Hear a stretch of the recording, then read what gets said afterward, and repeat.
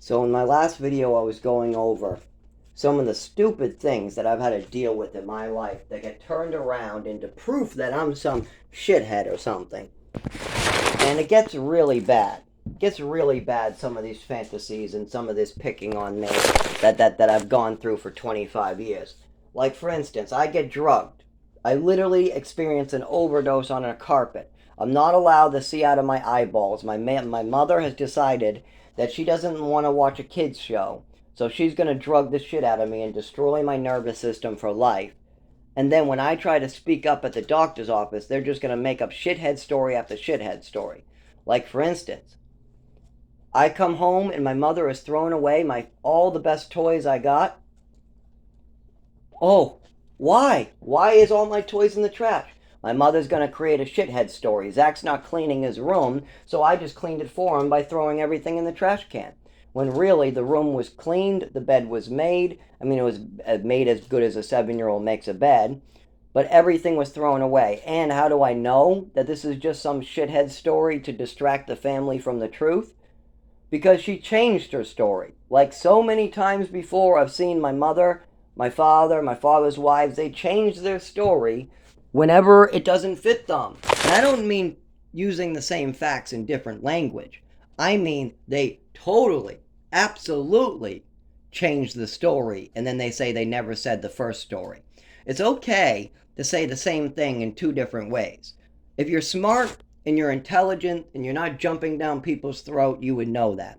You would know that you can describe a situation in three different ways and it can still be a true situation. I understand that.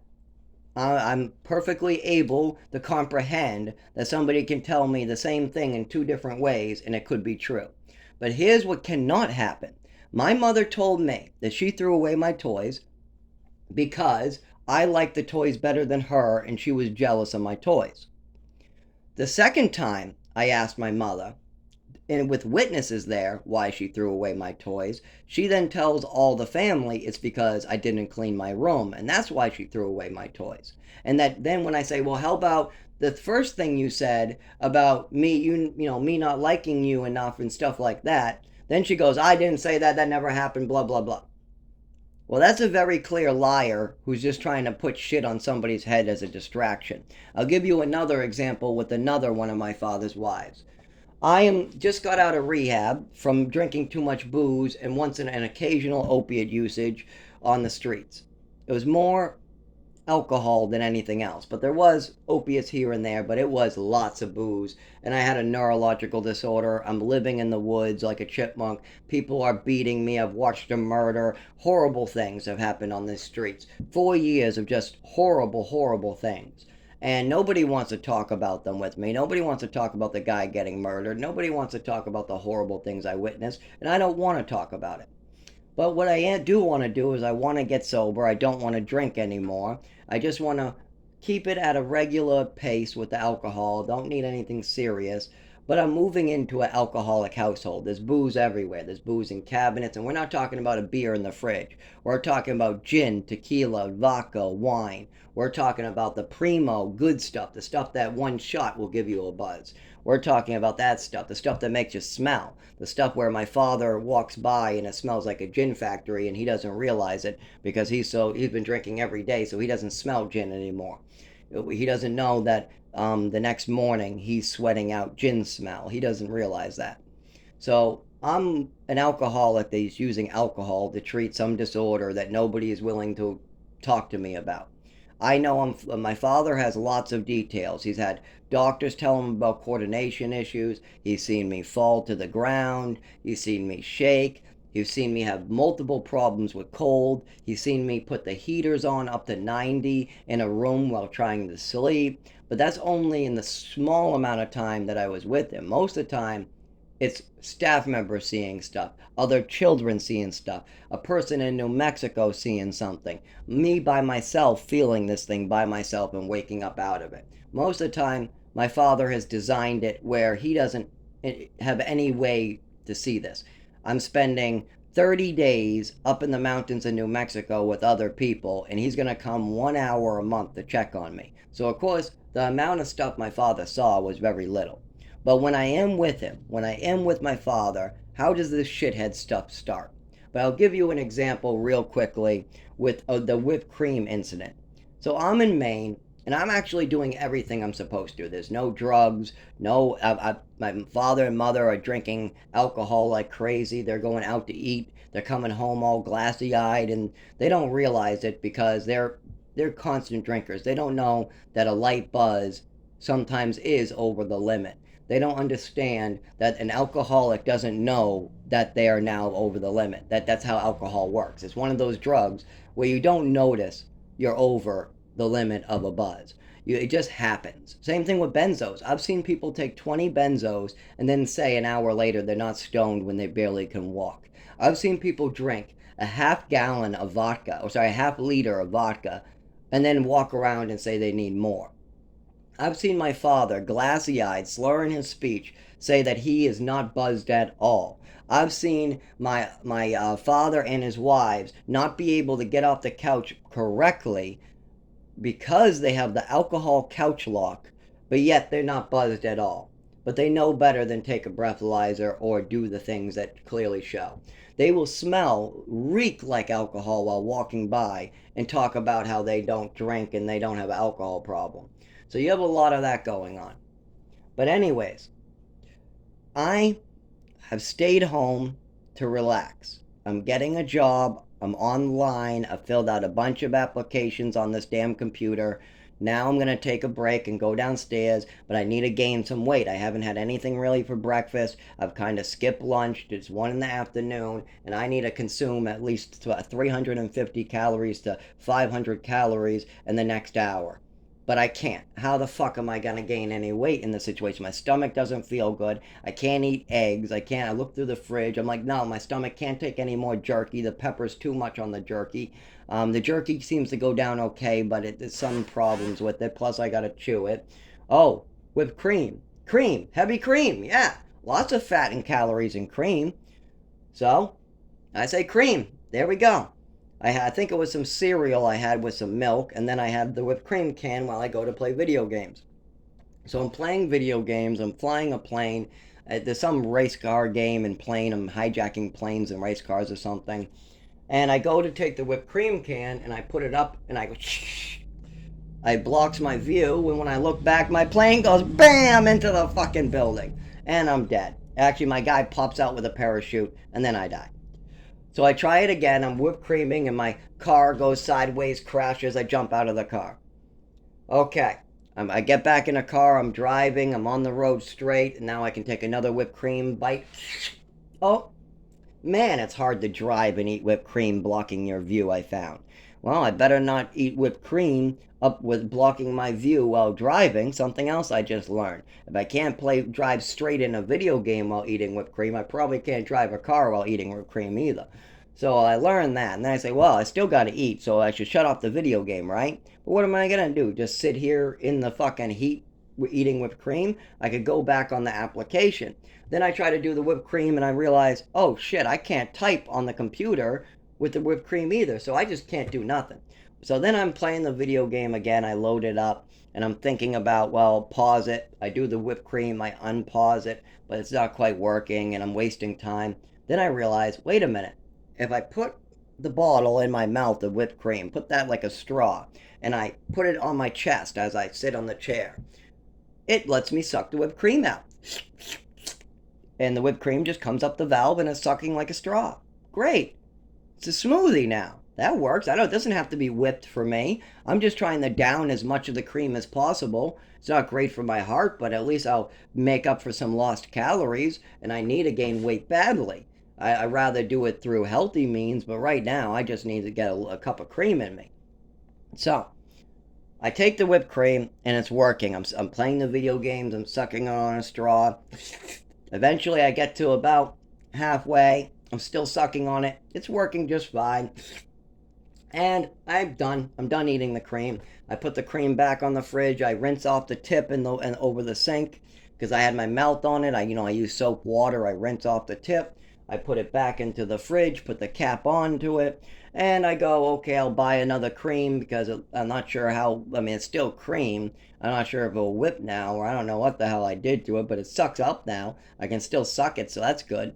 And it's like $1.66, so we're not too worried. What's really important is me gaining weight and getting my strength back. I mean, I've now been sick for 25 years at the age of 31. When this was happening, we were sick for about, I don't know, 20 years or so, maybe 19. I'm skinny as a bone. I'm not eating really well. I'm still twitching. When somebody touched me, my head almost hit the ceiling. I've told my father about the overdose on the pile of newspapers, and he screams, "Don't talk bad about your dead wife. Don't talk bad about my dead wife."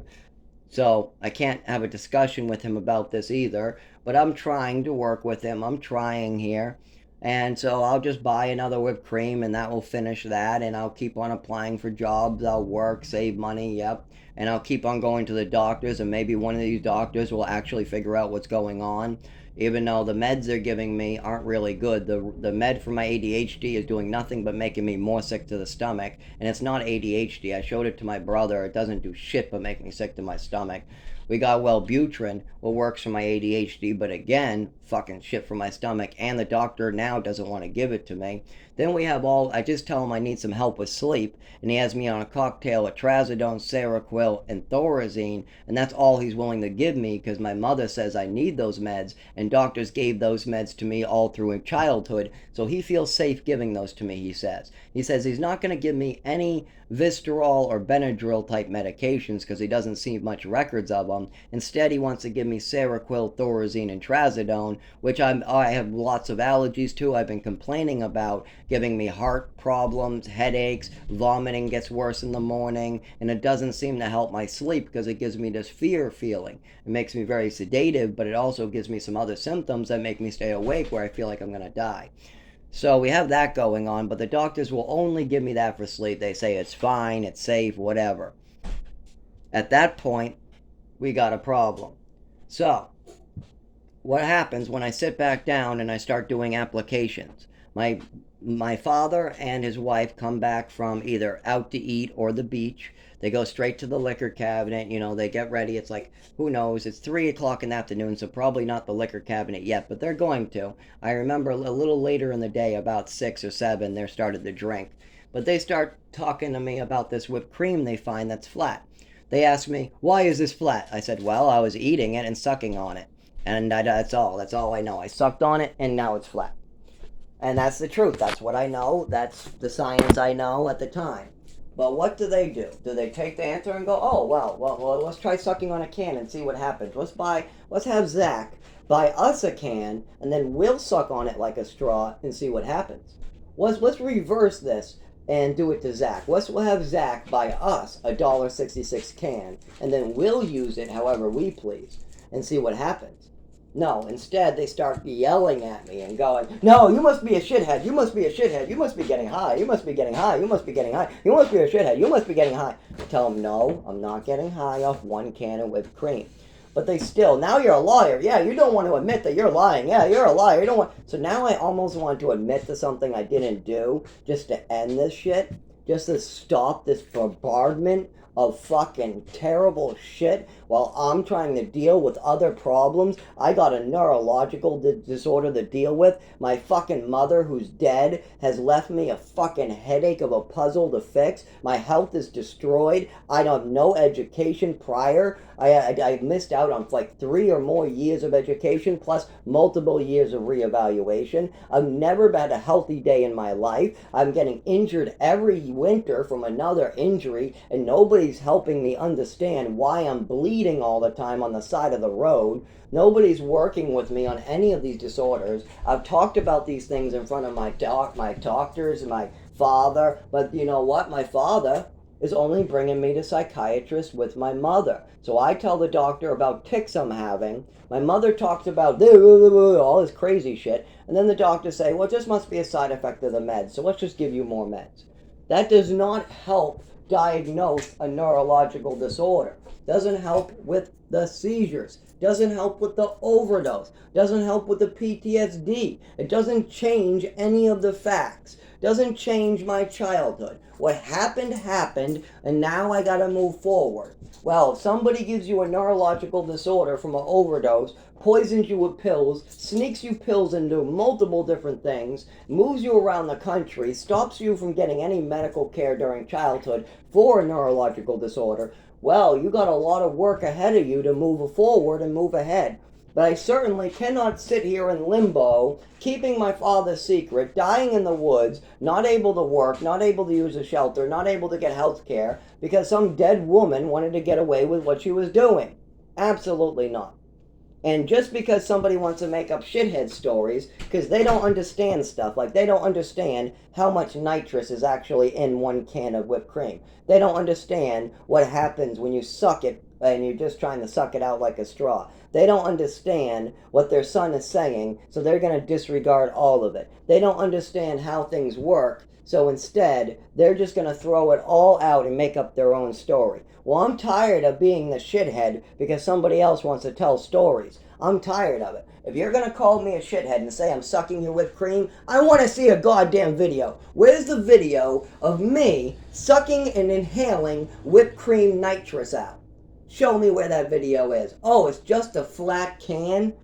Oh, and what did Zach tell you he was doing? Eating it, right? Like a straw. Well, why don't we go buy a can of whipped cream, bend it, eat it like a straw face down, and see what happens, huh?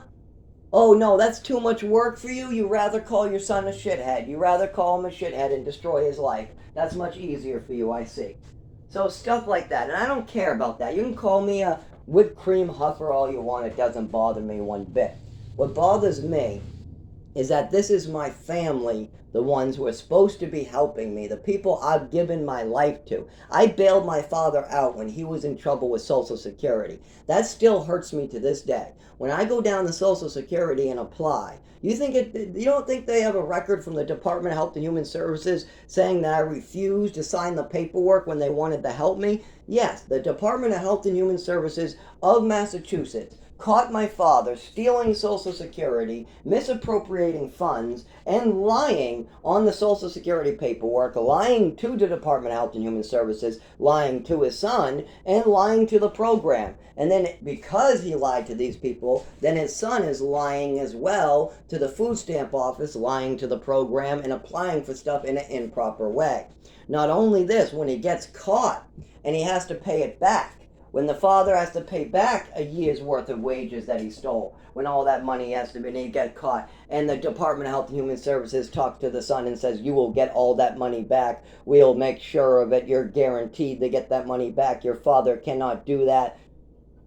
What does the son do? He makes a deal with the father.